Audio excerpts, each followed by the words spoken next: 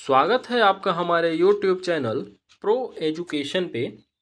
आज के इस वीडियो में हम लोग वाइगोत्स्की के सिद्धांत का अध्ययन करेंगे। इससे पहले हमने जीन पियाजे और लॉरेंस कोहलबर्ग के सिद्धांत का वीडियो अपलोड कर दिया है, तो उसे ज़रूर देख लीजिएगा। और यह तीनों ही मनोवैज्ञानिक जीन पियाजे, लॉरेंस कोहलबर्ग और वाइगोत्स्की हमारे एग्जाम के दृष्टिकोण से बहुत ही महत्वपूर्ण साबित होते हैं। तो इसलिए इसका अध्ययन बहुत ही बारीकी से कीजिएगा, जिससे आने वाले एग्जाम में कोई भी क्वेश्चन गलत ना हो सके। तो आइए देर ना करते हुए हम अपने टॉपिक की शुरुआत करते हैं।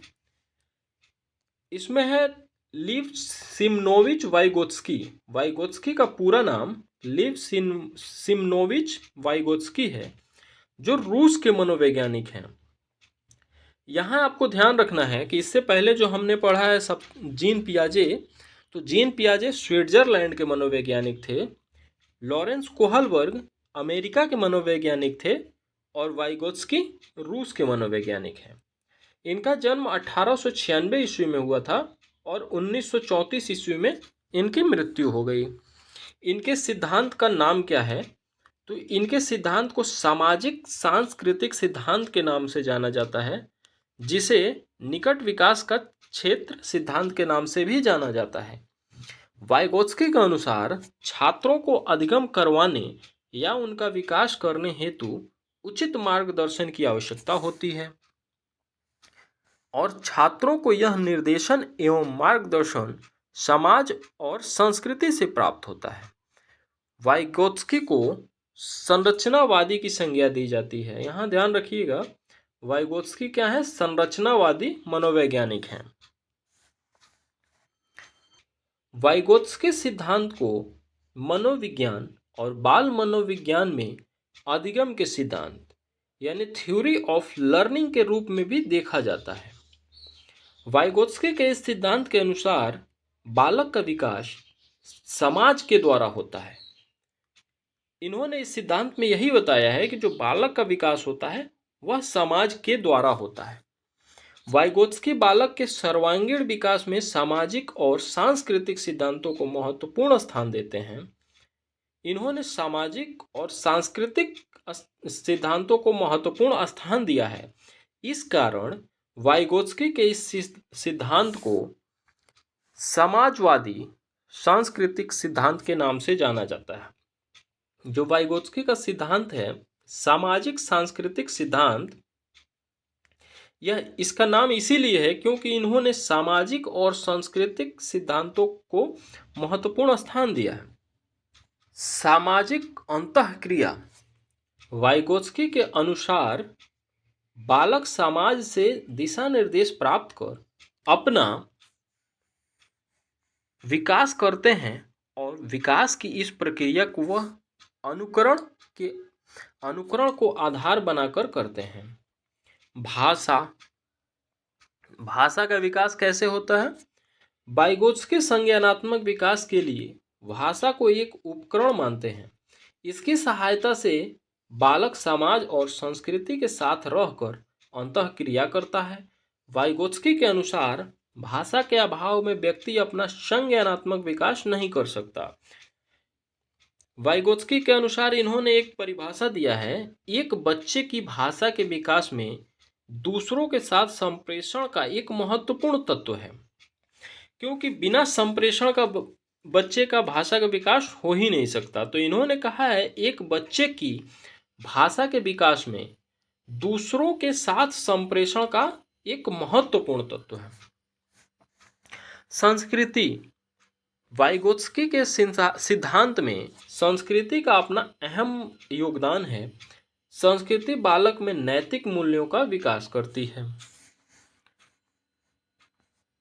मनुष्य को सभ्य व्यवहार करने की ओर प्रेरित करती है और बालक यह सब अनुकरण के द्वारा ही सीखता है।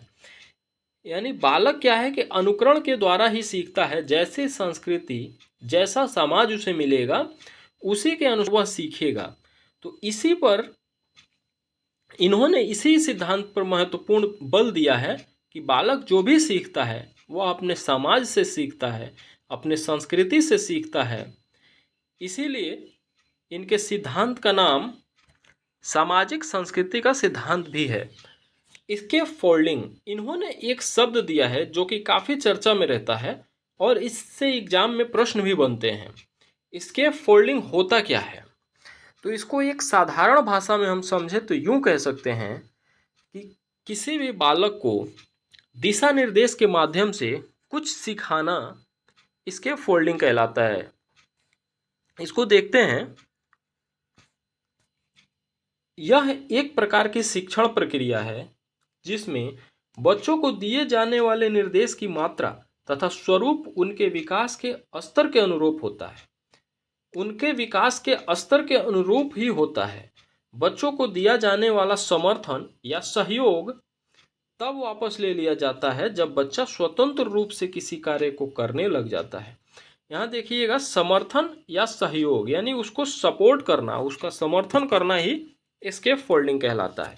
इस प्रक्रिया में बड़े या शिक्षक की तरफ से उस समय समर्थन वापस लिया जाता है जब बच्चा उच्च क्षमता व आत्मविश्वास के साथ कोई काम करना सीख जाता है।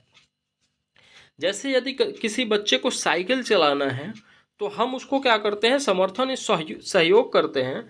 लेकिन जैसे जैसे बच्चा साइकिल चलाता है धीरे धीरे वह सीख जाता है, तब हम उसको सहयोग देना, समर्थन करना छोड़ देते हैं और वह स्वयं ही चलाने लगता है, यानी वह आत्मनिर्भर हो जाता है।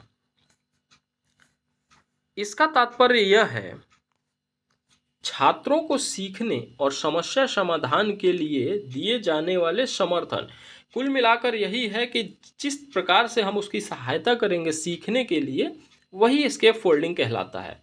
और इससे एग्जाम में बहुत ही प्रश्न बनता है, यह ध्यान रखिएगा। यह समर्थन संकेतों के रूप में, याद दिलाने वाले उपायों, शाबाशी, समस्या के छोटे छोटे टुकड़ों में बांटना या कुछ ऐसा करना जिससे बच्चे को अपने आप या स्वतंत्र रूप से सीखने का मौका मिल सके। यह समर्थन कैसा हो सकता है? संकेत के रूप में हो सकता है, याद दिलाने वाले उपायों के रूप में हो सकता है, शाबाशी देकर हो सकता है, समस्या को छोटे छोटे टुकड़ों में बांटकर करना हो सकता है। इससे क्या होगा कि बच्चा आसानी से सीख जाएगा और वह स्वयं ही उस कार्य को करने लगेगा, जिससे कि आपके ऊपर से उसकी डिपेंडेंसी खत्म हो जाएगी। तो इसी को इसके फोल्डिंग कहते हैं। यहाँ चित्र में आप देख रहे होंगे कि बच्चे को यह यहाँ पे यह सिखाते हैं और बच्चा स्वयं से ही वह काम करने लग जाता है। ठीक उसी तरह से यहाँ पे उसको बच्चे को पढ़ाया जाता है और जैसे जैसे बच्चा अभ्यास करता जाता है वो स्वयं से ही मिलाकर शब्दों को पढ़ने लगता है। तो यहाँ पर इसके फोल्डिंग समाप्त हो जाता है और बच्चा स्वयं से ही उस कार्य को करने लगता है। तो आज का हमारा वीडियो यहीं तक समाप्त होता है। आगे भी ऐसे ही वीडियो देखने के लिए हमारे चैनल पर बने रहिए। आज का वीडियो देखने के लिए आपका बहुत बहुत धन्यवाद। आपका दिन शुभ हो। जय हिंद।